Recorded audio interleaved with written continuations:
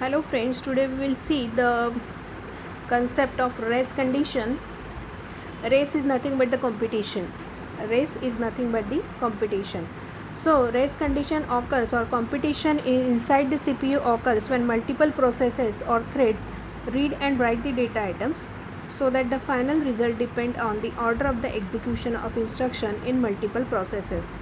For example, if we have two processes P1 and P2 and these two processes shares the global variable x. हमारे पास दो processes है P1 और P2 और वो P1 और P2 दोनों एक ही वेरिएबल को एक्सेस कर रहे हैं. इन the execution process P1 updates the variable x to value 2 and at the same point in the execution its execution P2 updates x to value 3. Now P1 और P2 ये दोनों x variable को share कर रहे हैं. जब P1 update करेगा variable को तो P1 x की वैल्यू 2 से अपडेट कर रहा है और P2 जब अपडेट करेगा तो उसकी x की वैल्यू वो 3 से अपडेट कर रहा है.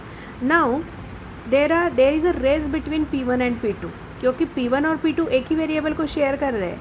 तो अगर वो एक ही वेरिएबल को शेयर कर रहे हैं और दोनों प्रोसेस अगर x की वैल्यू को चेंज करना चाहते हैं तो कौन सी वैल्यू पहले चेंज होगी या कौन सी वैल्यू फाइनल चेंज करके वो ऑपरेटिंग सिस्टम फाइनल करेगा.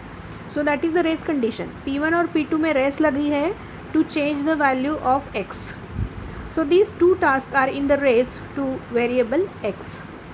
इन this the process that updates last determine the final value of x. So ये रेस कंडीशन में कौन जीतेगा? जो लेटेस्ट वैल्यू अपडेट करेगा that is the final value. यानी P1 और P2 पहले P1 एग्जीक्यूट हुआ उसके बाद P2 एग्जीक्यूट हुआ तो लेटेस्ट कौन एग्जीक्यूट हुआ है? P2. तो P2 ने जो वैल्यू चेंज की है वो फाइनल कंसिडर की जाएगी. ऑन द कॉन्ट्ररी अगर P2 एग्जीक्यूट हुआ है उसके बाद P1 एग्जीक्यूट हुआ है तो P1 ने जो वैल्यू अपडेट की है वो फाइनल की जाएगी. सो जो लेटेस्ट वैल्यू चेंज करेगा that will be the final value. If two processes P3 and P4 shares two global variable x and y with the initial value x is equal to 2 and y is equal to 3. Now here in the above example P1 and P2 share only one variable that is x. अभी जो next scenario है उसमें दो processes है मेरे पास P3 और P4 और वो P3 P4 दो ग्लोबल वेरिएबल को शेयर कर रहे हैं x एंड y. सो दो टू वेरिएबल्स आर हियर. दोनों शेयर कर रहे हैं P3 और P4. x की वैल्यू है पहले 2 थी और y की 3 थी. In the execution process P3 execute the assignment x is equal to x plus y and P4 execute the assignment y is equal to x plus y. Both the processes update the different variables. Okay, P3 x को update कर रही है और P4 y को update कर रही है. अगर P3 ने अगर अपडेट किया तो x की वैल्यू क्या होगी? x is equal to x plus y. इसका मतलब x की वैल्यू 5 होगी. और अगर P4 चेंज करता है तो y is equal to y x plus y. इसका मतलब उसकी वैल्यू क्या रहेगी? यानी सी ईयर अगर P3 पहले एग्जीक्यूट हुआ है तो P3 एग्जीक्यूट होने के बाद अगर P4 एग्जीक्यूट हुआ तो y की वैल्यू क्या चेंज होगी? P3 पहले एग्जीक्यूट हुआ है x is equal to x plus y और उसके बाद P4 चेंज हुआ है तो P4 की वैल्यू क्या होगी? y is equal to x plus y. Now P3 execute हुआ है पहले जिसने x की वैल्यू चेंज की है. तो जब P4 एग्जीक्यूट होगा तो यहाँ पे जो y is equal to x है तो x की वैल्यू क्या लेगा? वो 5 लेगा ना कि 2 क्योंकि P3 एग्जीक्यूट हो चुका है और P3 ने x की वैल्यू चेंज कर दी है.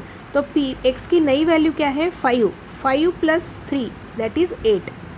सो in this way it will update. और अगर चेंज हुआ जैसे P4 अगर पहले एग्जीक्यूट हुआ और P3 चेंज हुआ so if P4 process execute this statement assignment statement first तो क्या होगा? अगर पहले P4 एग्जीक्यूट हुआ तो y is equal to x plus y तो y की वैल्यू 5 रहेगी. अगर P4 एग्जीक्यूट पहले हुआ तो y की वैल्यू 5 रहेगी.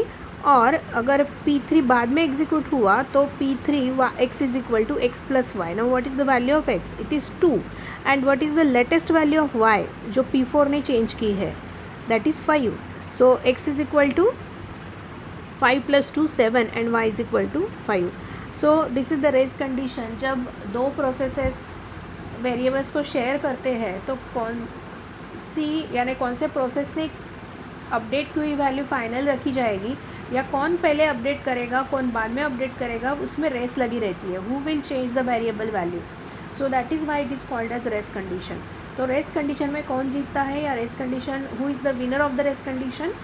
The winner of the race condition is the process which executes latest, which execute at the latest stage, or which execute in the